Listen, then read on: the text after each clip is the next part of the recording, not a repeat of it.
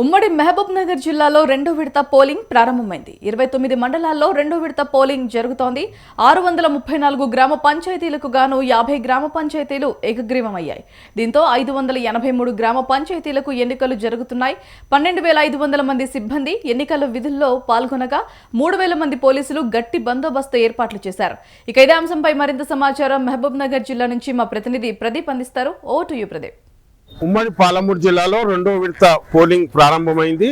ఈరోజు ఉదయం 7 గంటలకు ప్రారంభమై మధ్యాహ్నం 1 గంట వరకు ఈ పోలింగ్ సాగనుంది. అయితే మొదటి విడతలో భాగంగా కొంత పకడ్బందీ ఏర్పాటు చేయడంతో ఎలాంటి అవాంఛనీయ సంఘటన జరగలేదు. పోలీసులు అదేవిధంగా ఈసారి కూడా పకడ్బందీ ఏర్పాట్లు అయితే చేసి ఎలాంటి అవాంఛనీయ సంఘటనలు జరగకుండా అయితే ఏర్పాట్లు చేశారు. అయితే ఇప్పుడు మనం మహబూబ్నగర్ అతి సమీపంలోని హన్వాడ మండలంలో ఉన్నాం. ఇక్కడ ఉదయం నుంచే ఓటర్లు తమ ఓటు హక్కును వినియోగించుకునేందుకు అయితే పూర్తి స్థాయిలో వచ్చిన్నారు. భారీ ఎత్తున ఓటర్లు అయితే తమ ఓటు హక్కును వినియోగించుకునే బారులు తీరి అయితే ఉన్నారు. అయితే దీనికి సంబంధించి అధికారులు కూడా పూర్తి స్థాయి ఏర్పాట్లు చేశారు. ఎలాంటి ఇబ్బంది ఓటర్లకు కానీ ఇటు సిబ్బంది కానీ ఇబ్బందులు కాకుండా ఏర్పాట్లు అయితే పూర్తి స్థాయిలో చేశారు.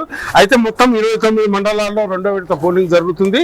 634 గ్రామ పంచాయతీలు గాను 51 గ్రామ పంచాయతీలు ఏకగ్రీవమయ్యాయి. 583 గ్రామ పంచాయతీలకు ఎన్నికలు అయితే జరుగుతున్నాయి.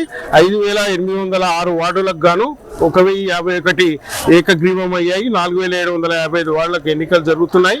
అయితే మొత్తం 1,981 సర్పంచ్ అభ్యర్థులు బరిలో నిల్చున్నారు.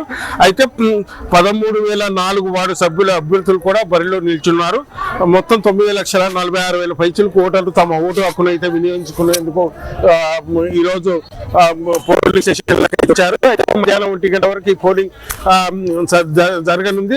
మధ్యాహ్నం 2 గంటల తర్వాత ఈ కౌంటింగ్ అయితే ప్రారంభిస్తారు. అయితే ఇప్పటికే అధికారులు పూర్తి స్థాయి అయితే ఏర్పాట్లు చేశారు. 12,500 మంది సిబ్బంది ఈ ఎన్నికల విధుల్లో పాల్గొంటున్నారు. 3,000 మంది పైచిలకు పోలీసులు కూడా ఎక్కడెక్కడ పోలింగ్ స్టేషన్ల వద్ద గట్టి భద్రతా ఏర్పాట్లు అయితే చేశారు.